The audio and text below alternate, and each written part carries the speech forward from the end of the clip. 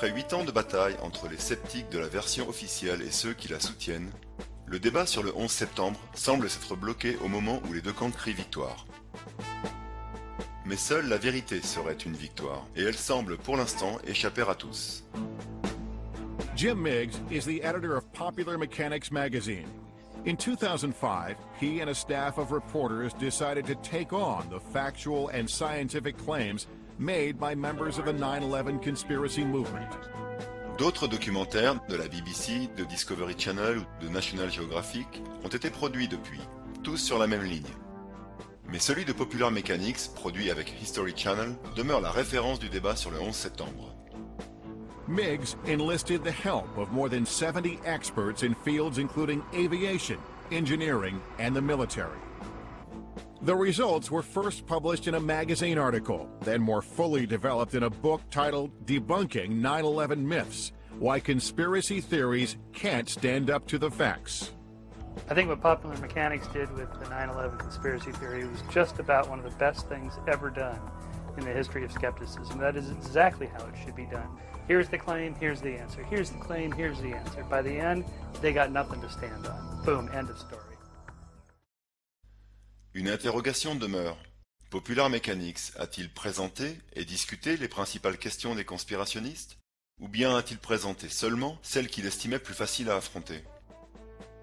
Pour vérifier que tel n'est pas le cas, voici un résumé des principaux points apparemment toujours sans réponse.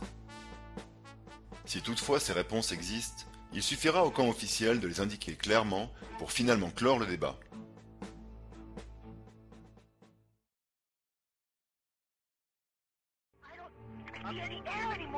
Okay. All I see is smoke. Okay, dear. I'm gonna die, aren't I? No. We're gonna think positive. Calm down.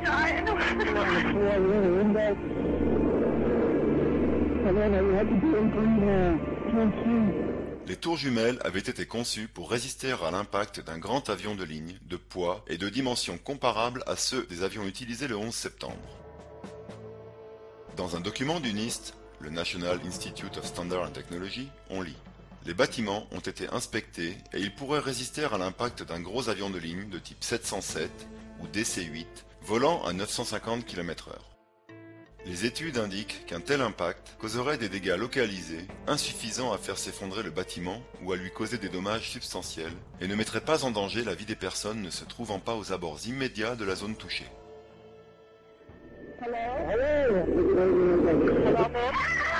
La plupart de ceux restés bloqués au-dessus de l'impact auraient pu s'en tirer.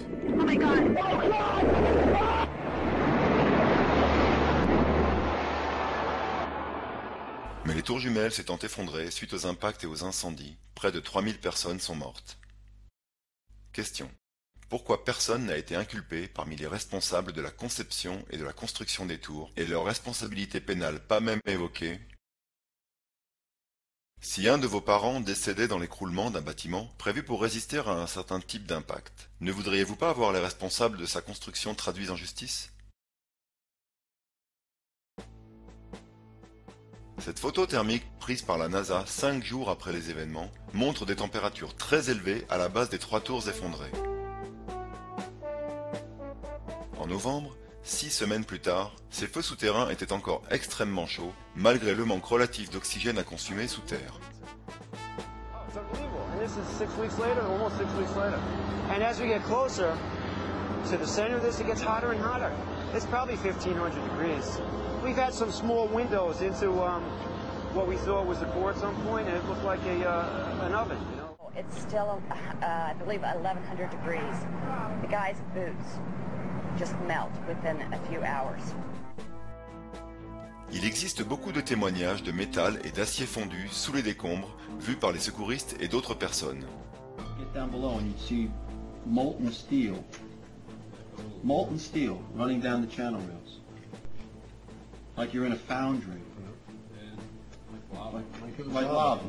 One of the more unusual artifacts to emerge from the rubble is this rock-like object that has come to be known as the meteorite.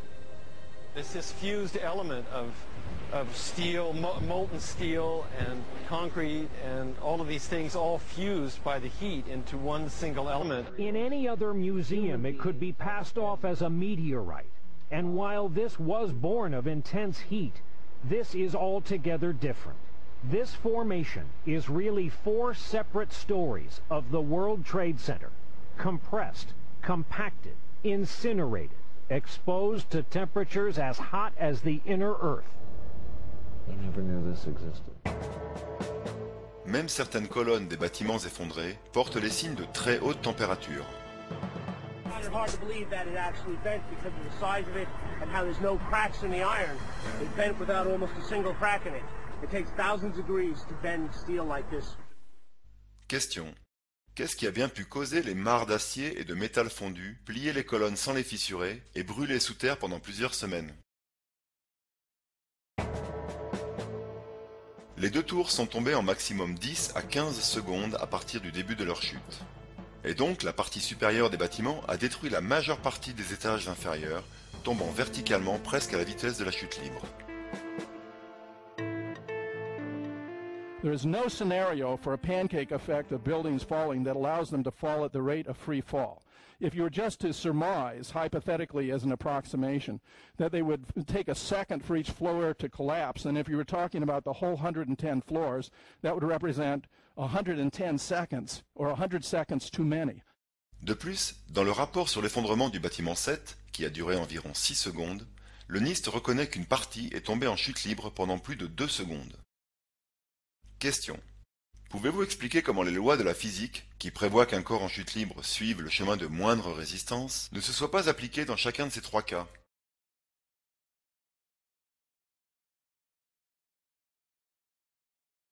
Qu'il ait été précipité intentionnellement par ses passagers, ou par les pirates de l'air, le vol United 93 s'est écrasé au sol en entier avant de disparaître dans ce trou. Question. Aucun vent fort n'ayant été signalé ce jour-là, et puisque personne n'a abattu ce vol en l'air, comment expliquer les débris de l'avion retrouvés à 14 km de l'impact?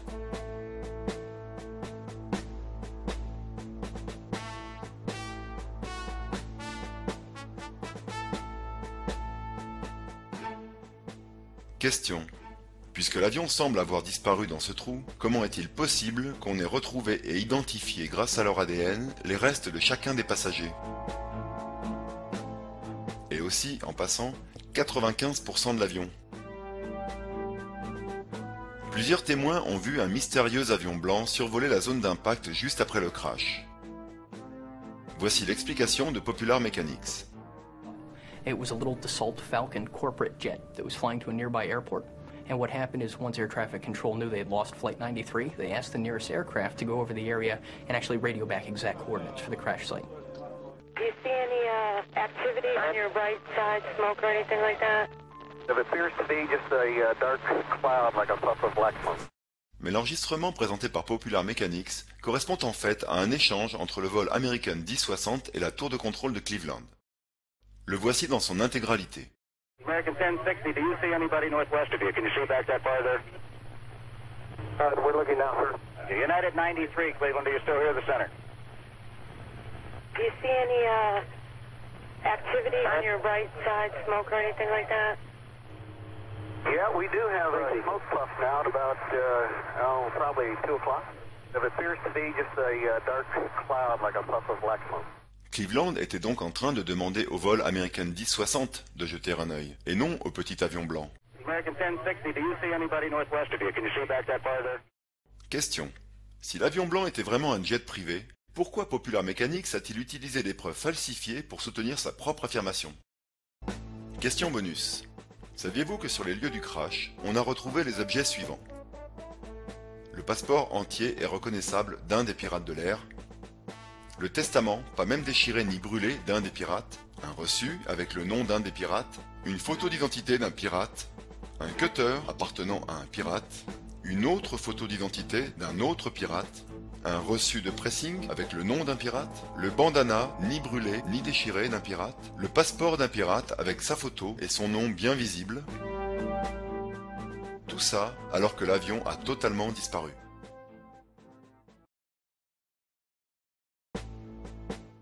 Les pirates de l'air s'étaient entraînés sur de petits avions monomoteurs, mais n'avaient jamais piloté un quelconque jet, sans parler des grands avions de ligne qui constituent une spécialité à part.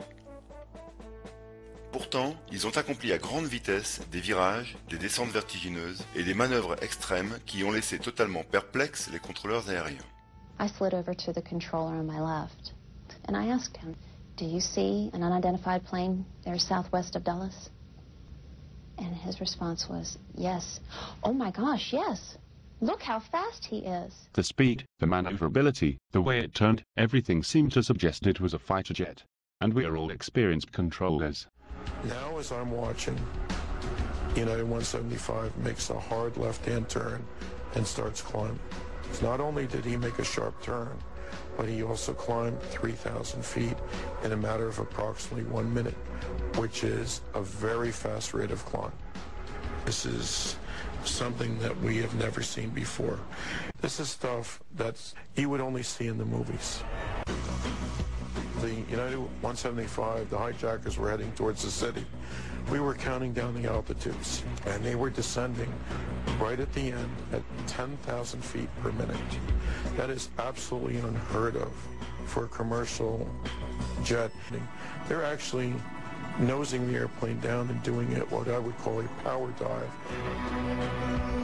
At 9:01 a.m., United 175 is hurtling at more than 400 miles per hour toward the Statue of Liberty and New York Harbor. Écoutons les commentaires de pilotes professionnels à propos de ces manœuvres. Commandant Ted Muga, ex-pilote civil et militaire. Je n'arrive pas à croire qu'un amateur puisse ne serait-ce que se rapprocher de telles manœuvres. Commandant Ralph Kolstad, ex-pilote militaire et ancien instructeur de combat aérien. Au Pentagone, le pilote du Boeing 757 a réalisé une manœuvre très difficile. J'ai moi-même 6000 heures de vol sur Boeing 757 et 767 et je n'aurais pas pu faire suivre à l'avion la trajectoire qui a été décrite. Capitaine Daniel Davis, ancien officier de la défense aérienne et pilote privé.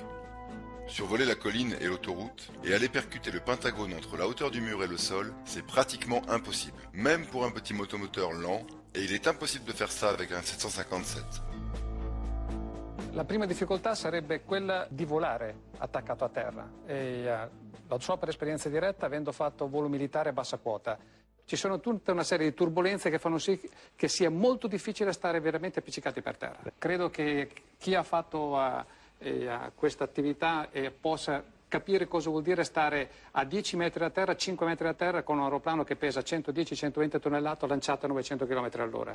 Voici la simulation d'un vol effectué par un Boeing 747 au niveau de la mer. At 300 knots, the elevator starts to not respond. Too much lift is generated by the wings, and we cannot get the nose to pitch down, and the airplane to descend. At 320 knots the stick is fully forward. The elevator is deflecting the air downwards, but the plane is going up instead of down. The elevator no longer works. The plane is uncontrollable. We cannot fly level. You can see the elevator fully deflected down, stick forward, but the aircraft going up. At sea level, at 320 knots or 360 miles per hour, the plane is uncontrollable.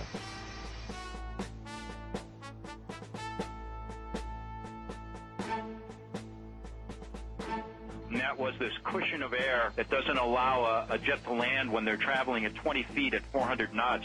It's called ground effect, and it's most pronounced in aircraft with what's called a low wing loading. A low wing loading means a large airplane with a big wing. Highly wing-loaded planes, for instance, fighter aircraft, and these, of course, can approach the ground at very, very high speeds because they're designed to do that. But in Boeing 757, you can't do... I challenge any pilot anywhere.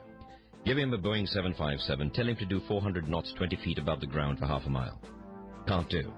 It's aerodynamically impossible.